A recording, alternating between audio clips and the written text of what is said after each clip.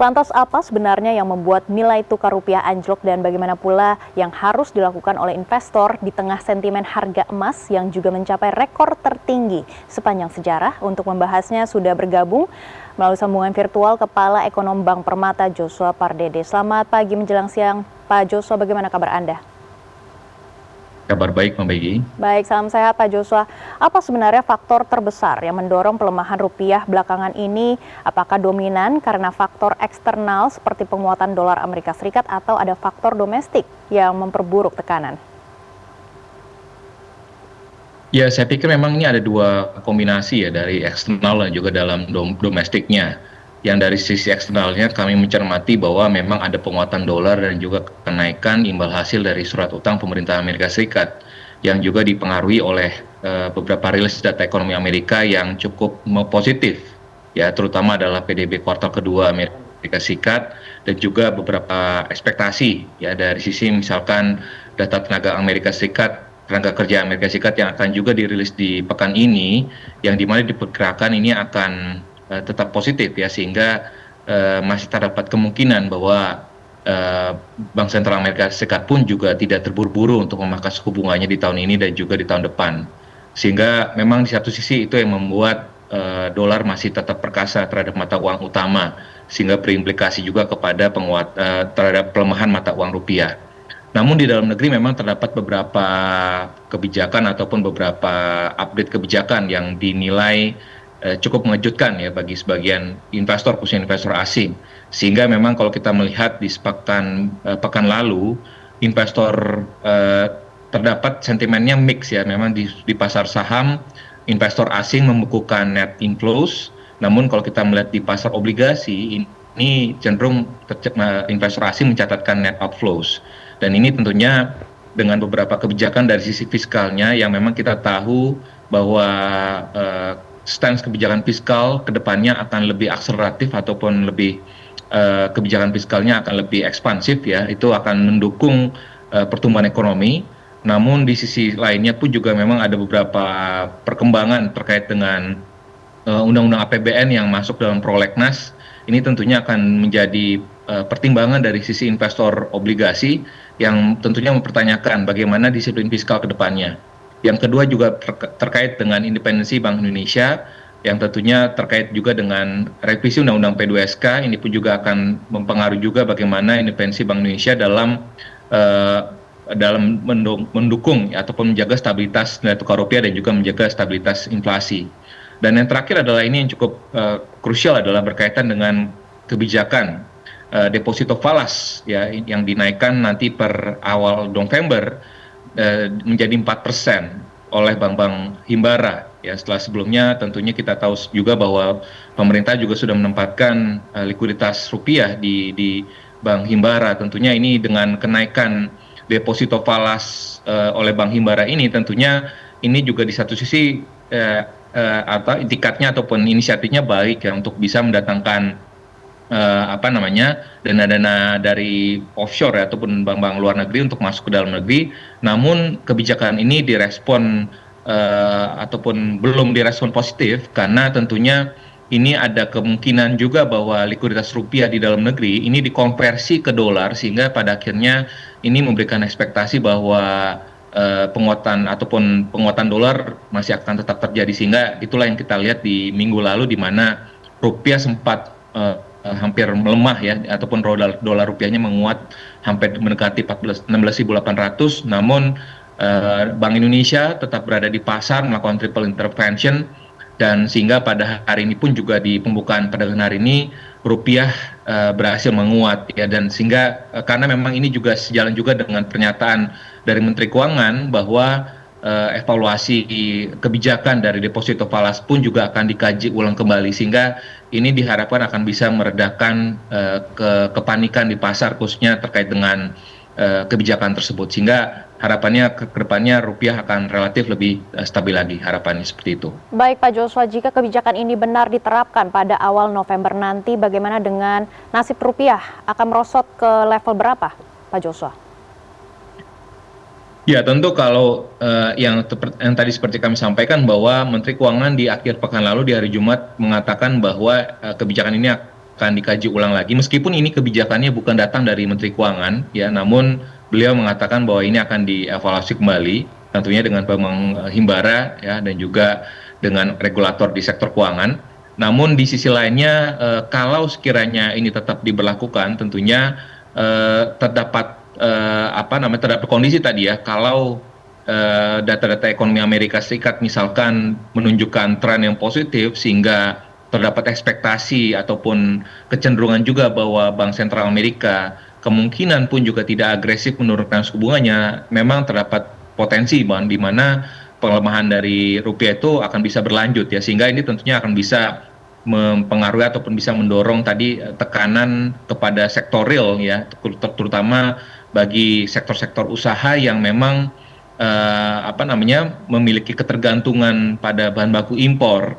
Dan juga kalau kita melihat juga misalkan bagi kondisinya akan berdampak cukup signifikan ya kepada sektor-sektor usaha yang memang tadi ya yang mengandalkan kepada bahan baku impor, dan juga kedepannya memang ini akan berdampak cukup signifikan ya kepada sektor usaha UMKM, sehingga tentunya ini yang harus kita hindari adalah bagaimana kebijakan ini perlu dinilai dievaluasi ulang karena tadi karena ini akan bisa mendatangkan dampak yang kurang positif ya, karena ini akan spread yang signifikan antara deposito falas ini akan membuat konversi dari rupiah di dalam negeri kepada falas, sehingga ini akan mendorong tadi permintaan falas di dalam domestik justru malah meningkat, bukan mendatangkan falas dari luar negeri, justru malah meningkatkan konversi dari rupiah di dalam negeri menjadi falasnya, sehingga ini akan justru malah mendatangkan mendukung malah imported inflation, sehingga ini akan merugikan sektor real dalam negeri. Baik Pak Joshua, apakah bisa menembus di level Rp17.000 per dolar Amerika Serikat jika kebijakan ini diterapkan pada awal November nanti? Ya, kalau kita bicara secara teknikal memang ya tentu ini kalau kita bicara 16.600, 16.700 kan level ini cenderung dekat ya dengan level 17.000 ya, meskipun memang tentunya di sisi yang lain tentunya kami mencermati bahwa Bank Indonesia tetap berada di pasar ya. Kita perlu meyakini bahwa Bank Indonesia sekalipun tentunya dengan kebijakan Bank Indonesia yang di dalam RDG bulan September pun juga cenderung pro growth ya, dalam artian kebijakan moneternya saat ini dalam 3 bulan terakhir ini menurunkan suku bunganya.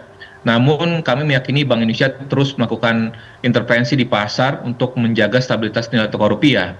Yang lebih terpenting lagi bagi sektor usaha pun juga adalah memang bukan dalam kaitannya kepada level, tapi juga bagaimana menjaga stabilitas ataupun volatilitas nilai tukar rupiah. Dan kami mencermati juga bahwa volatilitas nilai tukar rupiah pun juga masih dalam level yang cukup terkendali. Artinya sekalipun memang trennya sejauh di sepanjang tahun ini mengalami pelemahan lebih dari 3%, namun kalau kita mencermati volatilitasnya sebenarnya masih tetap terkendali ya. Artinya harapannya ini tidak sampai mempengaruhi ekspektasi ataupun mempengaruhi iklim usaha, dan juga sehingga pada akhirnya akan mempengaruhi juga sentimen bisnis dan juga pada akhirnya berdampak kepada pertumbuhan ekonomi. Baik Pak Joshua, kita beralih ke emas. Di tengah pelemahan rupiah, ini harga emas juga mencetak rekor baru menembus 2 juta rupiah per gram. Apakah lonjakan emas ini lebih dipicu oleh faktor global atau karena depresiasi rupiah ini juga memperkuat tren kenaikan harga emas domestik?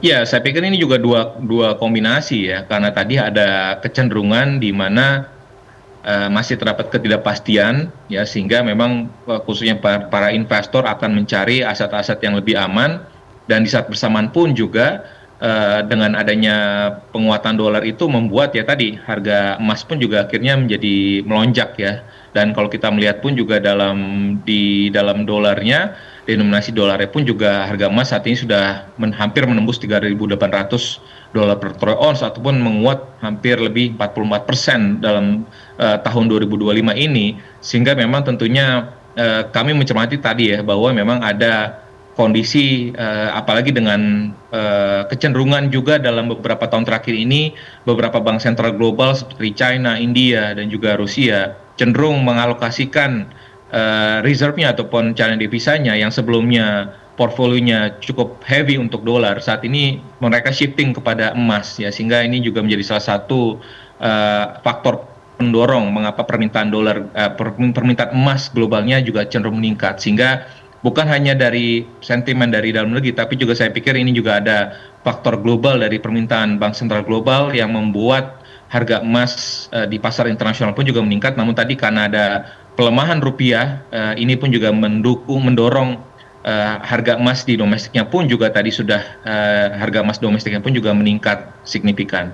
Baik Pak Joshua, dari sisi investor, langkah apa yang paling tepat di tengah kondisi seperti ini? Apakah mulai masuk ke aset lindung nilai seperti emas, diversifikasi portofolio ke dolar, atau tetap bertahan di instrumen domestik?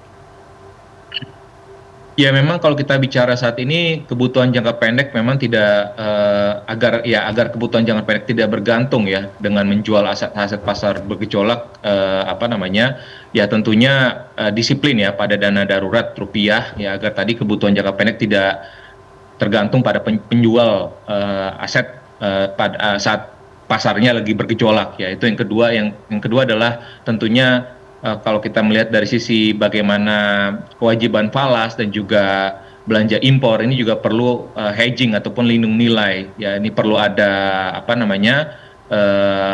kedisiplinan di lindung nilai, khususnya bagi para korporasi ataupun pelaku usaha yang memang memiliki